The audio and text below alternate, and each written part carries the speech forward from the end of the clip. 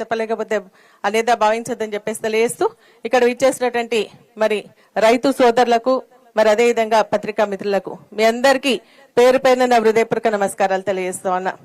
నిజంగా ఈరోజు మరి కాంగ్రెస్ పార్టీ అధికారంలోకి వచ్చింది అంటే మేము 2 లక్షల రుణమాఫీ ఏకకాలంలో చేస్తాం, రైతులందరూ కూడా 15,000 రూపాయల రైతు భరోసా ఇస్తామని చెప్పేసి అధికారంలోకి వచ్చి మరి 2 సంవత్సరాలు దాదాపు 2 సంవత్సరాలు కావస్తున్నా మరి ఆ సమస్యలను కూడా మరి తీర్చకుండా రైతులను అధోగతి పాలు చేస్తుంది ఈ ప్రభుత్వం అనేది స్పష్టంగా ప్రతి ఒక్క రైతుకు అర్థమవుతోంది.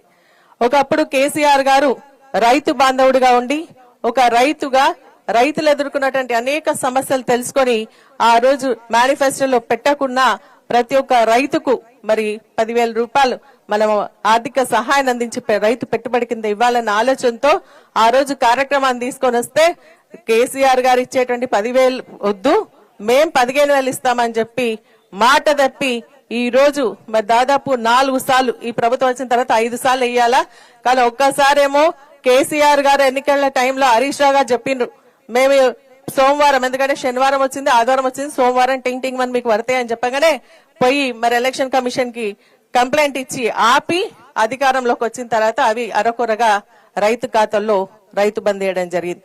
మరి అదే తర్వాత మొన్న ఎంపీ ఎలక్షన్స్ ముందు వాళ్ళకు కాంగ్రెస్ పార్టీకి రైతు బంధు రైతు భరోసా ఎప్పుడు గుర్తొస్తుందంటే ఓట్లు వచ్చినప్పుడే గుర్తొస్తున్నాయి.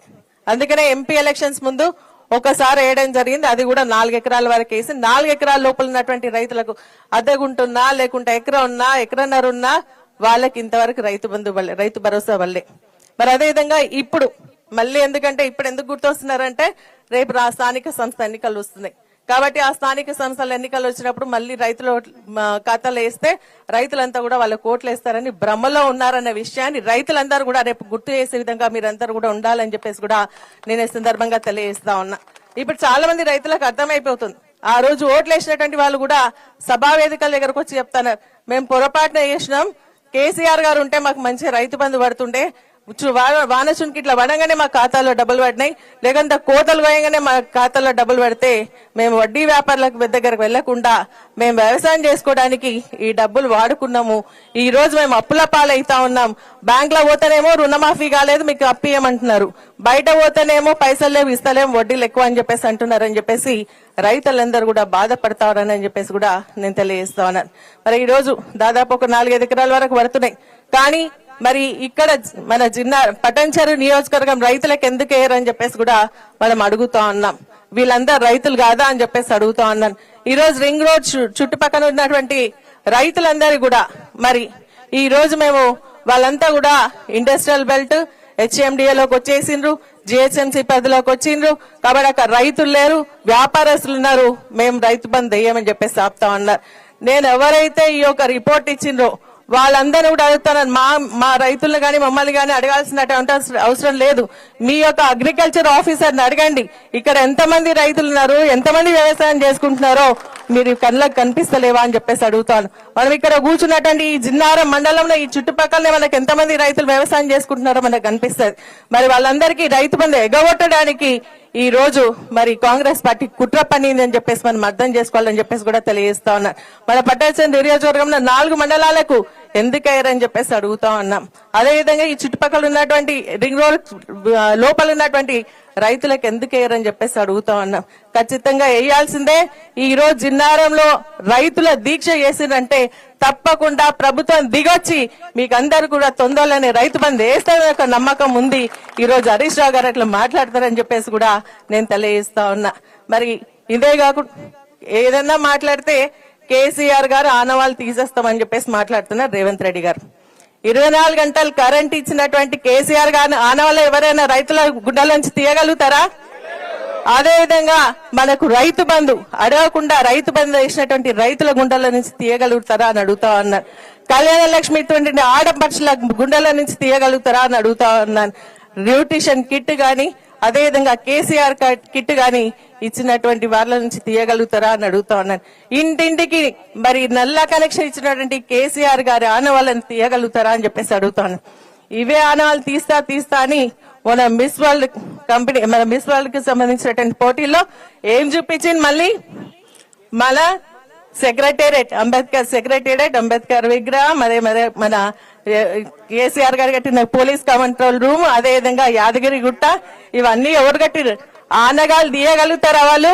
కేసీఆర్ ఆడవాళ్ళు తీయలేరు, వాళ్ళ ఖాళీ గోటు కూడా ఎవరు సరిపోరని చెప్పేసి కూడా ఈ సందర్భంగా తెలియజేస్తూ, నిజంగా కూడా సూర్యచంద్రులు ఉన్నంత వరకు, ఈ తెలంగాణ రాష్ట్రం అనేది ఉన్నంత వరకు కేసీఆర్ గారిని ఎవ్వరు కూడా ముట్టలేరు, తీయలేరు అని చెప్పేసి కూడా ఈ సందర్భంగా తెలియజేస్తా ఉన్నా. కానీ మనం ఆలోచన చేసుకోవాలి. ఇంకా మన గ్రామంలో ఎన్నో సమస్యలు ఉన్నాయి. ఇండ్లు ఇస్తున్నారు, ఆ రోజు ఏమైనా డబుల్ బండ్లు ఇస్తే మరి ఎట్లా వండుకుంటారు, ఎట్లా చేస్తారని చెప్పేసి మాట్లాడినటువంటి వాళ్ళు ఈ రోజు ఇండ్లు ఎట్లా ఇస్తున్నారు? 60 గజాలు. ఎవరైనా 60 గజాలు ఇల్లు కట్టుకుంటారా? ఈ రోజు అగ్గి పెట్టలాంటి ఇండ్లు ఇచ్చి దానికి ఏదో పోగొడతగా మరి మేము ఏదో బాగా ఇండ్లు ఇస్తున్నామని చెప్పేసి చెప్పుకుంటా పోయి ముగ్గులు పోస్తున్నారు, కొబ్బరికాయలు కొడుతున్నారు, పాలాభిషేకాలు చేస్తున్నారు. కానీ రైతులు మన బెనిఫిషియర్స్ అందరు కూడా మాకు ఈ ఉండలేదు ప్రభు, మేము పెద్ద కట్టుకుంటామని వాపస్ ఇస్తా ఉన్నారని చెప్పేసి కూడా నేను ఈ సందర్భంగా గుర్తు చేస్తా ఉన్నా. కానీ ఈ విధంగా అందరినీ కూడా మోసం చేసినటువంటి ఈ ప్రభుత్వాన్ని గద్దదించాల్సినటువంటి అవసరం ఉంది ఏ నాటికైనా. ఎందుకంటే ఈ రోజు కాళేశ్వరం ప్రాజెక్టు మీద మరి మన తెలంగాణ రాష్ట్రం సాధించినటువంటి కేసీఆర్ గారిని, తెలంగాణ ప్రాజెక్ట్ అది కంప్లీట్ కావాలని రాత్రి మగలు అక్కడ ఉండి కష్టపడేటువంటి మన హరీష్ రావు గారిని మరి అక్కడికి పిలిచి ఎంత ఇబ్బంది పెట్టిండో మనందరికీ తెలిసిందే. కానీ ఎప్పటికైనా ఈ తెలంగాణ రాష్ట్రానికి కేసీఆర్ గారే శ్రీరామ రక్ష అని చెప్పేసి మరి ప్రజలందరూ కూడా అర్థం చేసుకుంటున్నారు. ఖచ్చితంగా మళ్ళీ బీఆర్ఎస్ పాలన రావాలని కోరుకుంటున్నారు. ఆ విధంగా మనం నిత్యం కూడా ఇప్పుడు ప్రభాకర్ రెడ్డి గారు చెప్పినట్టుగా మనకు చిన్న చిన్న సమస్యలు ఉండొచ్చు, అవన్నీ కూడా పక్కకు పెడదాం. మనకి ఏది ఉన్నా కూడా మన జిల్లాలో ఎక్కడే సమస్య ఉన్నా కూడా మనం ఇక్కడ మాట్లాడుకుందాం, లేకుంటే హరీష్ రావు గారి దగ్గర మాట్లాడదాం, మన సమస్యలు పరిష్కరించుకుందాం. ఎట్టగెలకు మళ్ళీ ప్రజల మధ్యలో ఉందాం, తిరిగి మళ్ళీ బీఆర్ఎస్ పార్టీ అధికారంలోకి వచ్చే విధంగా ముందుకు నడుచుకుంటూ వెళ్దామని చెప్పేసి కూడా ఈ సందర్భంగా మీ అందరికీ తెలియజేస్తూ, మరి ఎప్పుడు కూడా నేను ఆప్యాయంగా పిలిచినటువంటి ఈ మండల నాయకులను, నియోజకవర్గ నాయకు ప్రజలను ఎప్పుడు కూడా మర్చిపోనని చెప్పేసి కూడా మరొకసారి మీ అందరికీ తెలియజేస్తూ సెలవు తీసుకుంటాను. జై హింద్, జై తెలంగాణ, జై తెలంగాణ. కేసీఆర్ గారి నాయకత్వం, కేసీఆర్ గారి నాయకత్వం, హరీష్ రావు గారి నాయకత్వం, హరీష్ రావు గారి నాయకత్వం. జై హింద్, జై తెలంగాణ. Thank you madam. మరి మేడం చెప్పినట్టు ఈ 2 సంవత్సరాలు, ఈ 3 సంవత్సరాలు మిగిలినాయి. ఈ 3 సంవత్సరాలు మనం కేసీఆర్ గారు అదే రకంగా హరీష్ రావు గారి నాయకత్వంలో ఏ రకమైన కష్టం వచ్చినా కష్టపడదాం, మన తెలంగాణని కాపాడుకుందాం, మన రాష్ట్రాన్ని కాపాడుకుందాం అని తెలియజేసుకుంటూ, మరి మన తెలంగాణ ముద్దుబిడ్డ అదే రకంగా ఇక్కడ అందరికీ మరి పెద్ద దిక్కు, ఏ కష్టం వచ్చినా అన్నా అంటే నేను ఉన్నా అని పలికే మా 6 అడుగుల బుల్లెట్ హరీష్ రావు గారిని మాట్లాడాల్సిందిగా కోరుకుంటున్నాను. జై తెలంగాణ, జై తెలంగాణ. కేసీఆర్ గారి నాయకత్వం, కేసీఆర్